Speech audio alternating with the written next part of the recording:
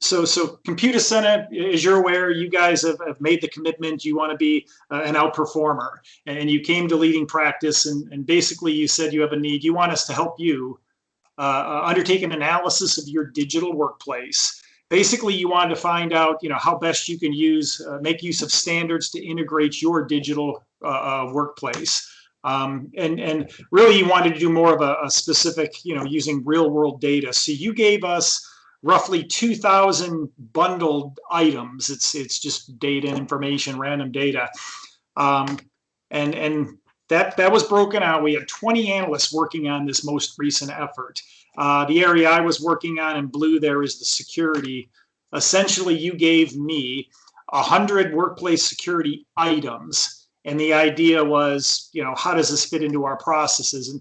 And the information, the data you gave us is pretty typical. If you look at the items, the list, you had a lot of it was unstructured.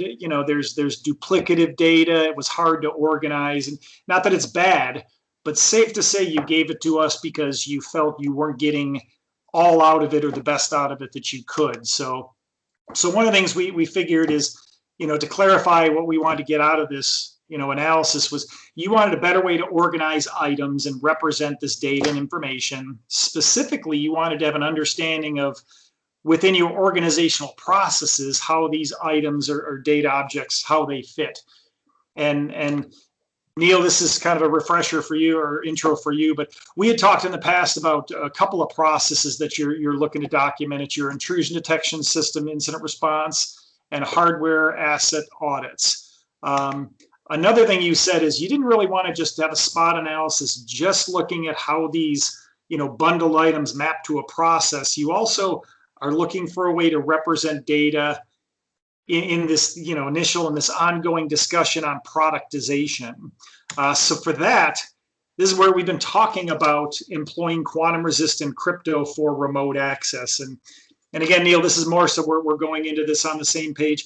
We've been talking about quantum computers and basically how quantum computers, when they come around, will render basically all asymmetric ciphers useless. So everything that CC is doing internally and for customers, including like, City of Munich, that's PKI based or RSA or secure socket layer for all the e-commerce. Basically, all that is going to be rendered useless, the encryption, when quantum computers come around. Now it doesn't mean we have to wait 8 or 10 years till the quantum computers come around before the threats become real. Bad actors, nation states are actually capturing all this encrypted data now, such that when the quantum computers come out, they can reverse factor and basically exploit all that captured data. So really, what we're really concerned about right now is that long life data. And you were looking for, how do we make better encryption? How can we productize it and what can we do? So that was really what we're going into, what your needs were. And really the resolution, it sounds like a broken record. We're going to employ, it's the leading practice going with the maps, the matrix, and the model approach. We categorize the data and really help visualize, not just the items, but the objects and the instances and map out and model the relationships. And by going with the matrix and the models, it's not just within an area like security. You can talk organization-wide and start talking process alignment because you're reusing objects within the E+. We're sharing common ontologies and namings, but more importantly, going with a standardized approach or these objects and ontologies. As an organization, you guys are becoming better at thinking, working, modeling, really in the layers in business information, not just technology. So now that's great for identifying those items you gave us and said, how do they map to a process? But the other near-term or more critical conversation we have is you're looking to, how do you visualize and represent all this data for ongoing discussions on productization, specifically on this quantum resistant crypto effort we're working in. Spoiler alert, what we're going to be doing is we're really going to be introducing or focusing more on the lead periodic table. And we're going to use this as a framework. And it helps not just with the standardization, but productization and really bundling the workplace products. Now, I could say this will help increase value, delivery, decrease complexity, but But what we wanted to do today was kind of walk you through some examples so you can see it, not just see the bullets. So taking a step back, and this is really on how do we get those items you gave us, how do we put them in and visualize them in those processes. We started with the 100 bundled objects, items. Oops, wrong way. And basically, we assigned them to a lead object. Now, you've been in E+, and you can see there's basically the objects, there's descriptions, definitions, and you can see the different relationships.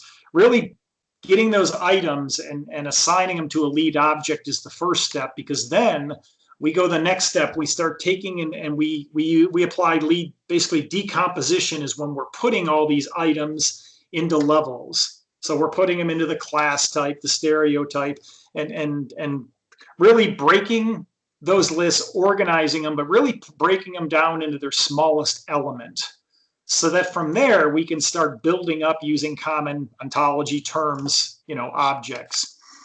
So using the model, those three scenarios we had talked about to represent or show how your items fit into this. The first one was your intrusion detection system, your incident response. And if you look at the top left, that's the scenario, but this is the approach that the matrix allows us to show these representations. So what this does is we have a scenario, and in this middle line here, we break the scenario into basically an event sequence. And then through that, we get to show the leading practice, the objects. We get to show how the actors through the different sequences are using or affected by what object instances. So for this scenario, per refined security objectives, they've changed. The IDS administrator now sends, it's an incident report within 15 minutes of detecting and preventing a side channel attack during a software update of another system. Now we can walk through the spreadsheet.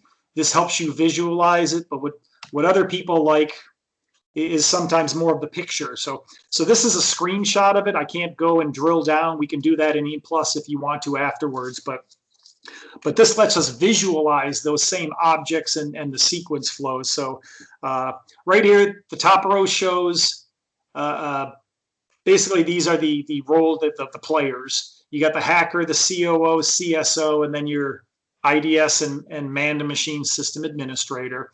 And the starting, there was an initial security objective, but basically the hacker, computer hacking, the risk is threatening the objective. So the COO refines the security objective, which basically results in security rule changes. Now the CSO is responsible for compliance, and the security rules, they basically apply to turn into IDS control updates.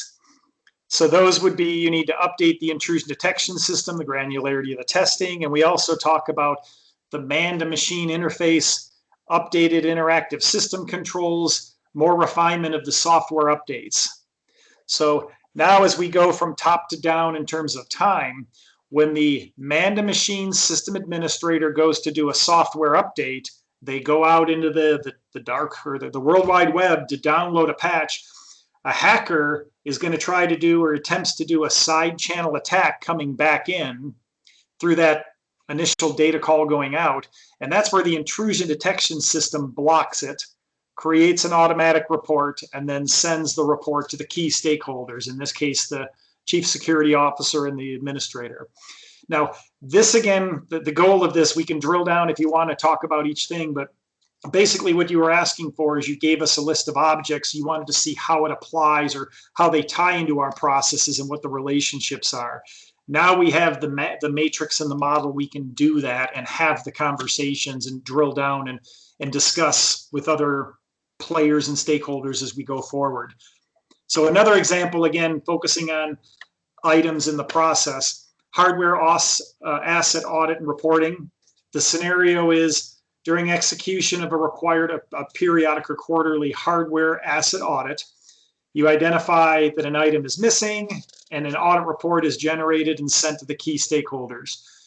Again, it's nice because the matrix, we get to break this out into a event sequence. You get to see the objects and the relationship between the roles and the actors and the specific object instances on the top. So We could go through this if you want, or I'm a picture guy.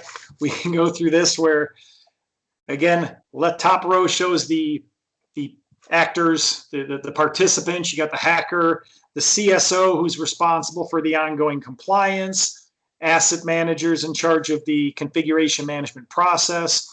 So the ongoing security managed process, there's a rule that you need to perform hardware configuration management, which the result of that is the asset manager is always in this process where they're labeling data and collecting data as part of the configuration management. Now the hacker comes in and basically that threatens the risk threatens the compliance, the security management. So the rule is updated by the CSO saying perform and document results on a quarterly. So the security auditor on the far right, they have to perform, it's a security audit. They do the data collection process, which is doing data calls out, getting data back in return. Oops, sorry about that. And didn't say it in the earlier slide. Basically, the green lines are physical data, things going back and forth, whereas the orange is more of the information or non-tangible things going back and forth. But when the report is generated, it's sent to the key stakeholders quarterly, and that would be to the asset manager and the CSO. So that's the third one.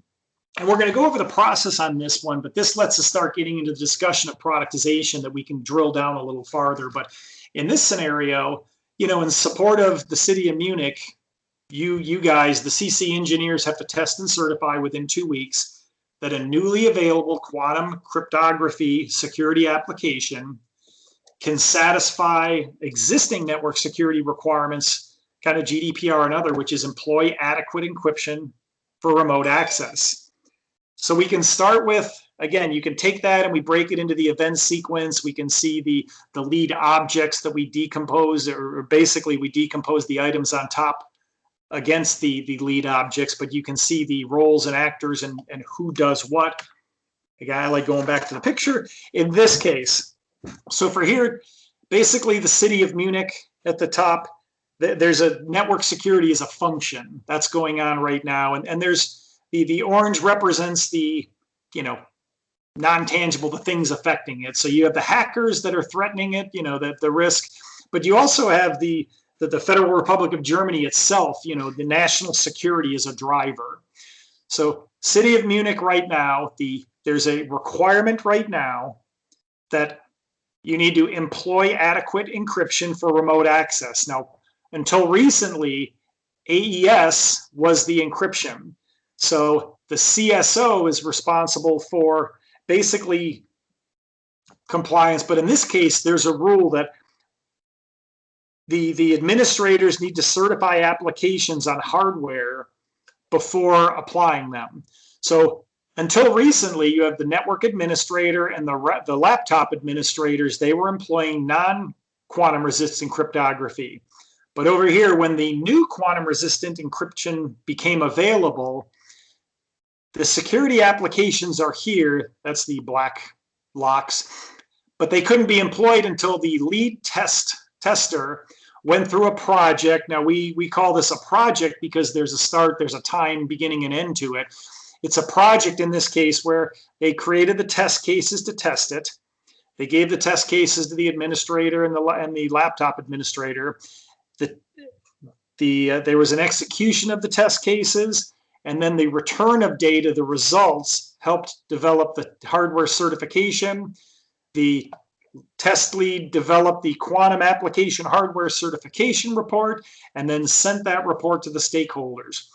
So again, the first thing you were asking us to do is, with these items you gave, can we show which items are part of what processes, and through either the matrix or this model, we've done this. And we could drill down, and it's great for communication. So that was the first, really, the first assignment, or what you want to do for the analysis, and we've done that. But this lets us go to the next stop. This puts a check in the block, I guess, in the process focus. But really, now that we've done this, we've shown that CC can do quantum resistant, or we can do this stuff. But when you start asking the questions, how can we do it better, and how do you increase value and decrease complexity and reduce cost? And that's where we started talking about productization.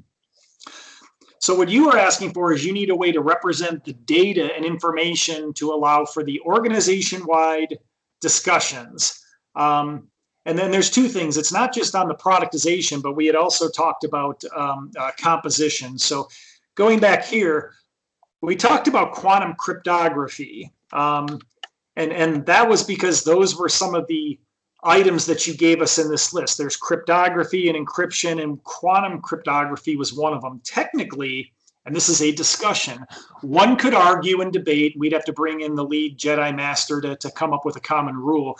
You know, cryptography is the study of ciphers and encryption.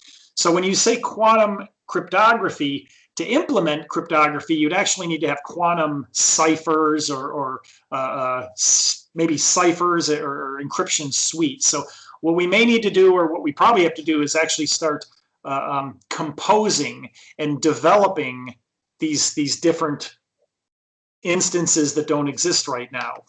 So really from this, we have the decomposition maps of one way of visualizing it, but from the existing quantum cryptography, we can start composing or creating new forms and new items, or else we start the conversation where we productize, which is, you know, we've talked about this, it's kind of creating something new, quantum resistant ComSec, which is really a new product offering. So again, going back and forth, you know, the composition isn't just the opposite of decomposition.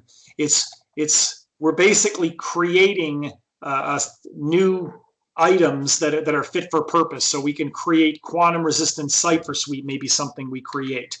Productization, we have the maps and the matrix and the models, and you can see the relationships on a per object basis. But when you start productizing, we start identifying and visualizing and managing really a set of objects as a product. And for that, the way of visualizing it, we can start with the decomposition map. This is going to be a work in progress, or what we're at right now, and this helps with the discussion. You can look at the individual items and talk about them and who they relate to, but what we want to do is really map those, or start looking at the periodic table, and you start looking at all the different items that make up what could be this product, quantum resistant. Because to implement, and we've done this, and you could do it for unclass, you could do it for classified, for defense, for federal. Making communications quantum resistant is not just the technology, it's your operations, it's your procedures, it's your configuration management, provisioning, reporting, auditing. There are a lot of different, and they're going to be objects that are associated. And when we start talking about productization, we have to look collectively if we're going to create this thing that'll separate CC from other value-added resellers or VARs who are doing remote access.